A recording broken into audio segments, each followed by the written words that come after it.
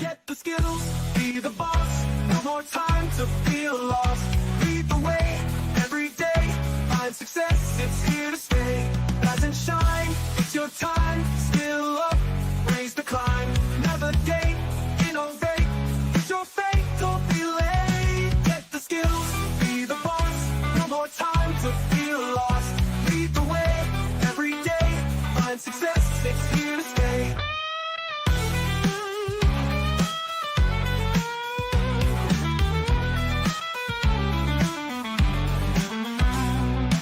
If you're a new manager or hoping to be a new manager, join us in our exploration into what managers need to know. This program will set you up for success by building your knowledge and confidence in the skills you need to be effective. Hello, and I welcome you to the fourth of our 5 series on motivational skills. The purpose of this program is to provide managers, particularly new managers, with information about the management concepts, tools, and techniques that will help them be successful.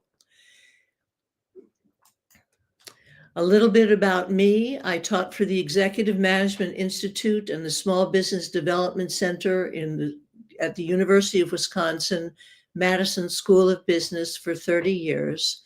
And I've been a workplace learning and performance improvement consultant with my own business for 38 years. So in our first session, we looked at your motivational needs, because if you're not highly motivated, it's very hard for you to create a motivational environment for your employees. We then looked at the 99%, the motivators that motivate 99% of your employees. And then we moved to the third week where we started to look at what you can do as a manager to create a motivational environment. We looked at extrinsic to intrinsic motivation, because we want employees to be self-directed and self-motivated. The first was to set them up for success, and we set them up for success by making sure that they know what's expected of them, they have sufficient training and resources, they're given timely feedback so that they can achieve what they're supposed to achieve. They know they're successful because they receive timely knowledge of results. They can tell for themselves if they are meeting certain established standards, but they can also rely on the manager to give timely, constructive feedback. And when they're successful and they know they're successful, that builds their confidence. And we can do more to build their confidence by helping them be successful with small things before we give them larger things, so that they feel that they're capable of accomplishing what it is we want them to accomplish. There are 3 other factors and things that you as a manager can do. The first is to build their interest. They're going to be much more motivated if what they're asked to do is directly related to something that interests them. And these compelling interests and needs will obviously vary depending on the individual employee. So if you don't already know what interests your employees, you should ask them, just as it would be helpful to ask them what it is that motivates them, what makes them want to get up in the morning and do a good job. Sometimes getting increased visibility or input into decision-making, or experiences necessary for promotion, or the opportunity to help others might be attractive to some employees and not to others. What you've got to be careful about is misreading employees' interests, because you don't want to unduly raise their concern. For example, some employees might appreciate and look forward to a challenging assignment, while the other employees who are motivated by safety and security issues would be very unhappy and overwhelmed by such an assignment. So think about what else you can do to increase your employees' interest in their tasks. The sixth thing that you can do is to modulate the level of concern that the employee has. Employees need to have a moderate level of concern to expend sufficient effort to perform satisfactorily. If they don't care about performing well, then the manager may need to raise their concern by pointing out the consequences of continued unacceptable performance. When we looked at coaching for improved performance in our previous series, that was very important. We said that we can't coach if the employee is not willing to be coached. And if the employee chooses not to be coached, not to be assisted by the manager in order to be able to perform satisfactorily, then that employee is choosing other consequences, and we need to lay out what those consequences are. But more frequently, we have to be aware that there's a lot that's going on in the world and in the work world where employees are highly anxious. Okay, and this may be due to real or perceived risks or threats. If they are seeing a layoff and they are wondering if they're going to be laid off, that can really derail them, get them so anxious that they're not able to perform satisfactorily. So one way the manager could lower their concern would be by being very open and honest about what the layoff process is and what the criteria is. If they're uncomfortable with a change, and that can be discomforting for a lot of people because they feel they don't have any control of what's going on, what the manager can do is to lower their concern by giving them some control over the change process, how it will be implemented, for example. So think about what you can do to ensure that your employees' level of concern is constructive. I realize.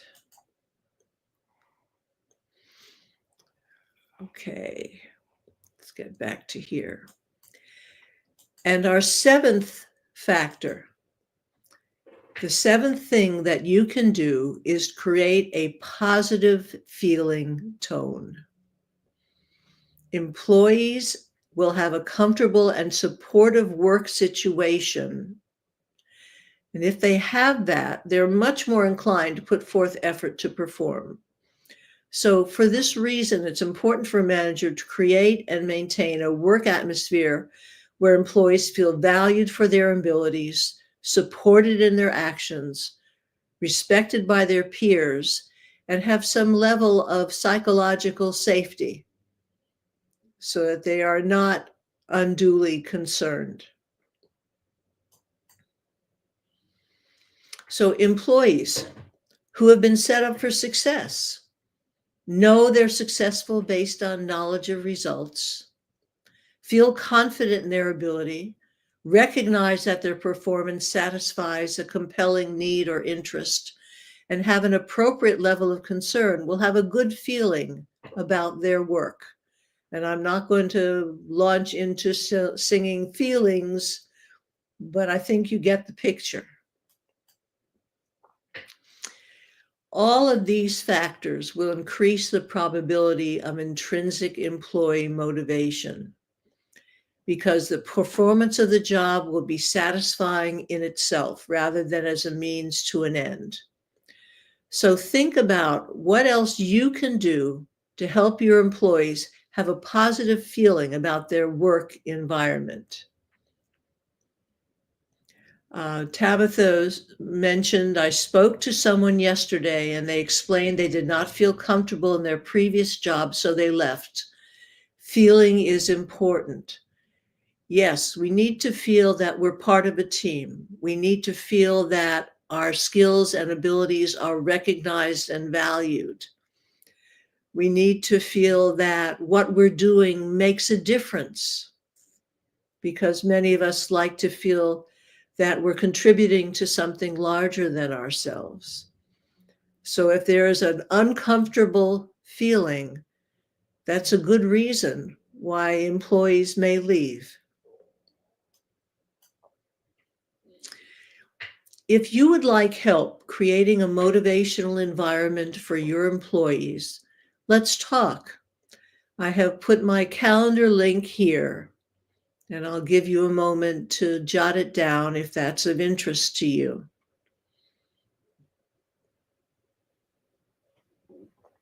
Because we've been giving a high-level discussion of what it takes to create a motivational environment. There are more nitty-gritty, down-to-earth, practical techniques and tools that you can use, and I'd be happy to discuss them with you.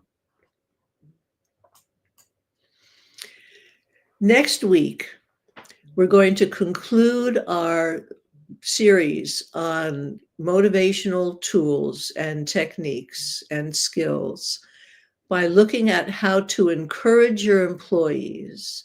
And as part of that conversation, I'm going to go through a checklist so that you can assess for yourself whether or not you're doing all that you can to create a motivational environment for your employees. I want to thank you for sharing your time with me. And I realize that next week we'll be meeting the day before Christmas. So I don't know if you'll be joining me then, but I hope that you will review the video later. And I hope that it will be of use to you. So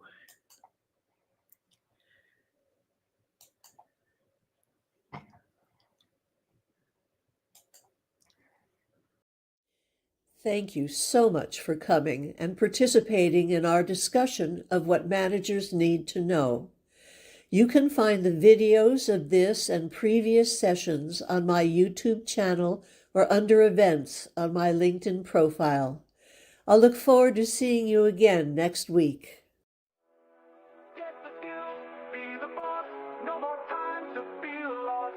Lead the way, every day, find success, it's here to stay. Get the skills, be the boss, no more time to feel lost. Lead the way, every day, find success, it's here to stay.